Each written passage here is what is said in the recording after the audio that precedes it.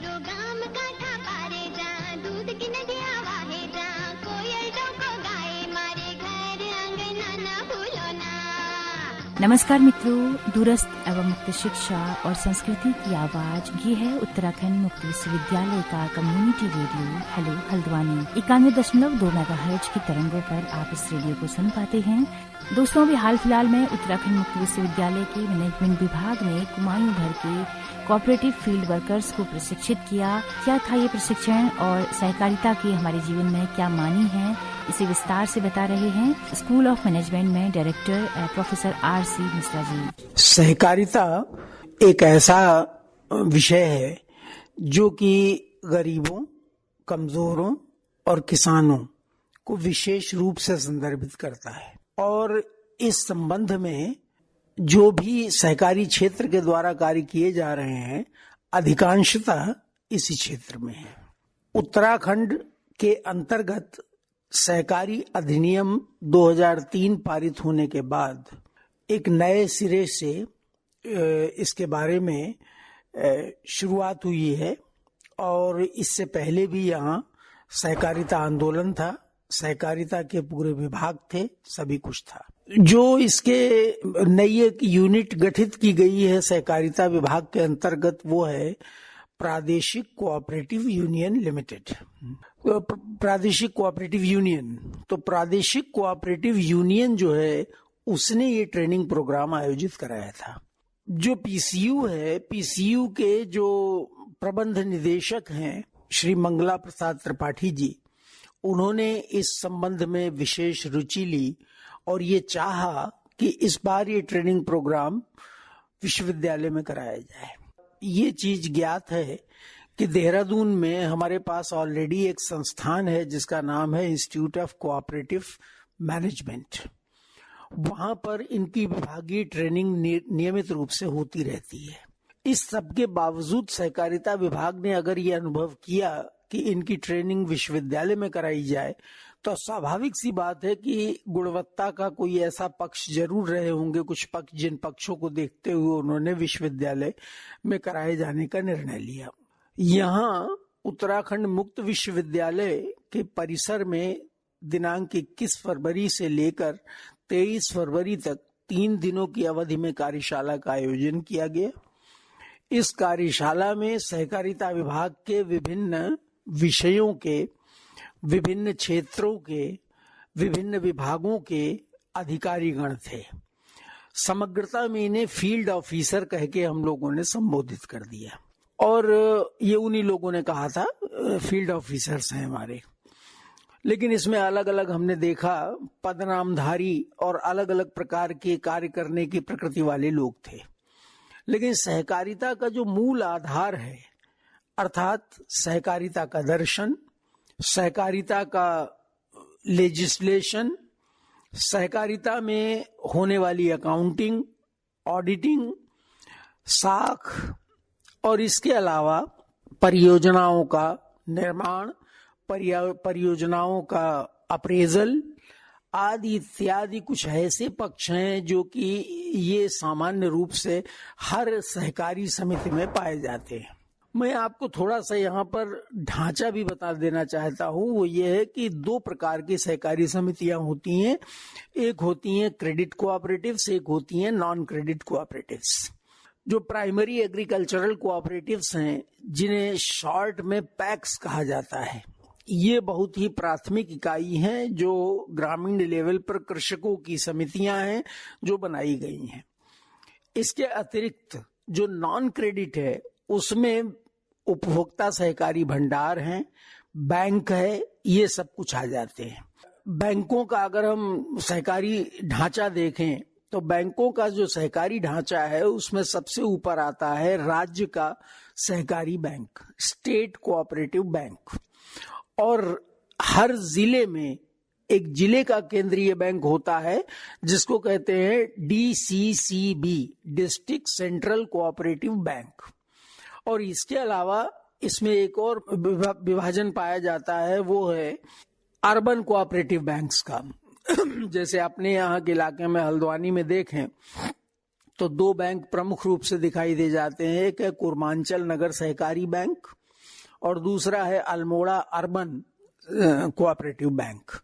तो ये बैंक इत्यादि ये सब इसी परिधि के अंतर्गत आते हैं। ये बहुत ही बड़ा ढांचा है और वास्तव में देखें तो आम जन को छूता हुआ ढांचा है। आम जन की सुविधा और उनके सहयोग के लिए ही पैदा हुआ ये आंदोलन है। सन 1844 में इंग्लैंड में रॉकडेल नामक एक छोटी सी जगह पर 28 श्रमिकों ने मिलकर एक एक पाउंड सबने पैसा लगाया और इस तरह से 28 में 28 पाउंड की राशि एकत्रित हुई और 28 पाउंड की राशि से शुरू की गई सोसाइटी रॉकडेल पायनियर्स इक्विटेबल सोसाइटी इसका नाम था। ये श्रोताओं को जानकर बड़ा हर्ष होगा कि सोसाइटी आज भी चल रही है, ये जिंदा है और सारी दुनिया में सहकारिता आंदोलन की अग्रणी इकाई मानी जाती है। इसके अलावा अगर हम देखें तो जन्म इसका जरूर जो है इंग्लैंड में हुआ है, लेकिन इसके बाद ये फली फूली बहुत और विश्व के लगभग 100 देशों में सहकारिता आंदोलन कार्यरत है। अंतरराष्ट्रीय स्तर पर इनकी एक इकाई है जिसे ICA कहते हैं, इंटरनेशनल कोऑपरेटिव अलायंस। और जो जिन देशों में सफलता बहुत व्यापक रूप से हुई है उनमें है जर्मनी, इजराइल, अमेरिका, जापान। ये कुछ ऐसे देश हैं जिन देशों में सहकारी आंदोलन बहुत अधिक सफल हुआ है। लेकिन यहीं पर प्रश्न उठता है कि सहकारी आंदोलन जितना सफल होना चाहिए था उतना सफल क्यों नहीं हुआ। कम से कम भारत में तो हम यही स्थिति पाते हैं। मुझे प्राथमिक रूप से ये लगता है इस प्रश्न के उत्तर में कि हमारे यहाँ जो सहकारिता आंदोलन प्रारंभ हुआ वो लोगों का आंदोलन नहीं था, वो जन आंदोलन नहीं था, बल्कि वो सरकार के द्वारा लाए गए एक अधिनियम के माध्यम से सरकारी विभाग के रूप में पैदा हुआ और आज तक सरकारी विभाग के रूप में ही चल रहा है। और मैं एक शिक्षक हूं, लिहाजा ये कह भी सकता हूं कि सरकारी विभागों की जो कमियां और अच्छाइयां होती हैं वो सारी की सारी सहकारिता विभाग में भी मिल जाती हैं, जबकि ऐसा नहीं होना चाहिए था। ये एक जन आंदोलन से निकली हुई बात है। गरीबों और मजदूरों की मदद करने के लिए बनाई गई सोसाइटीज हैं। आप सोचिए, एक गरीब मछुआरा अकेले में उसके पास कोई शक्ति नहीं है, लेकिन अगर 100-150 मछुआरे एक गांव के इकट्ठे हो जाएं और वो एक सहकारी समिति बना ले तो उनकी अपनी एक शक्ति हो जाती है। और जब शक्ति हो जाती है तो उस शक्ति के माध्यम से वे ऐसे बड़े काम भी कर सकते हैं जो कि अकेले होकर शायद वो काम ऐसे नहीं कर पाते। ऐसे ही सहकारी भंडारों की एक बहुत बड़ी श्रृंखला है। हमारे हल्द्वानी में भी सहकारी भंडार है, लेकिन अधिकांशता मैं देखता हूं कि उसमें सामान मिलता ही नहीं। सामान ही नहीं है तो आदमी जाएगा क्यों। नैनीताल में एक सहकारी भंडार था, अब मुझे अनुमान नहीं कि वो है भी या नहीं है, लेकिन सहकारी भंडार एक बहुत महत्वपूर्ण भूमिका निभाते हैं। बहुत महत्वपूर्ण कैसे? आप यूं समझिए कि जो सामान उच्चतम गुणवत्ता का और सहकारी समितियों के द्वारा निर्माण किया गया हो, उस सारा का सारा सामान जो है सहकारी भंडारों में उपलब्ध हो सकता, लेकिन ऐसा नहीं होता है। दूसरी तरफ आप देखिए कि महिलाओं की छोटी छोटी सहकारी समितियां बहुत सी कार्यरत हैं, बहुत बड़ी संख्या में हैं।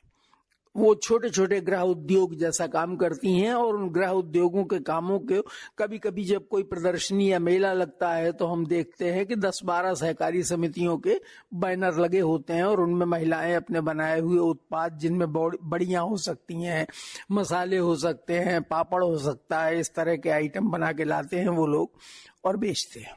लेकिन जहां इस आंदोलन को सही भावना के साथ लिया गया वहां यह आंदोलन अप्रत्याशित रूप से सफल रहा। और इसमें मैं नाम लेना चाहूंगा अमूल का। अमूल की कहानी एक ऐसी कहानी है कि जिसने सारी दुनिया को दिखा दिया कि सहकारिता आंदोलन कितना बड़ा हो सकता है। सीधे तौर पर लाभ किसानों को मिलता है। पॉलसन नाम की एक ब्रिटिश कंपनी पहले मक्खन बनाती थी, दूध लेती थी गुजरात के सभी लोगों से, और उस पाल्सन कंपनी को चैलेंज करने के लिए किसानों का शोषण होता था। तब किसान वल्लभ भाई पटेल जी के पास गए और पटेल जी ने कहा कि क्यों न तुम लोग एकत्रित होकर कुछ अपना काम करना शुरू करो। और उसके बाद एक श्रृंखला है, कई लोग जुड़े जिनमें प्रमुख नाम था वर्गीज कुरियन का। और वर्गीज कुरियन ने अमूल को उस स्तर पर पहुंचा दिया जिस स्तर पर भारत आज दूध का निर्यातक है, जबकि उस समय भारत दूध का आयातक था। हमें न्यूजीलैंड से दूध मंगवाना पड़ता था सूखा, और अब जो है हमारे यहां से भारत से दूध और दूध के प्रोडक्ट बन के जो है दूसरे देशों में जा रहे हैं। ऐसे ही सन 1959 में 80 रुपए की पूंजी से शुरू हुई लिज्जत पापड़ जसवंती बेन पटेल ने प्रारंभ की थी, और उनकी 7 सहेलियां थी उसमें जो इकट्ठी हुई। कुल 7 महिलाएं थी, उनके अलावा 6 और थी। सब घरेलू महिलाएं, घरेलू कामकाजी महिलाएं। और लेकिन उन महिलाओं ने जितने जीवट से काम किया है, मतलब पहली बार उन्होंने पापड़ के 4 पैकेट बनाए थे और कहा था कि अगर ये 4 बिक गए तो हमें लगता है कि काम चल जाएगा। और वो 4 पैकेट बड़ी जल्दी बिक गए, और उसके बाद धीरे धीरे कहानी हो गई ये सब। अब बड़ी आधुनिक मशीनें लगी हुई हैं। 2020 में इनका कारोबार 1600 करोड़ रुपए का था।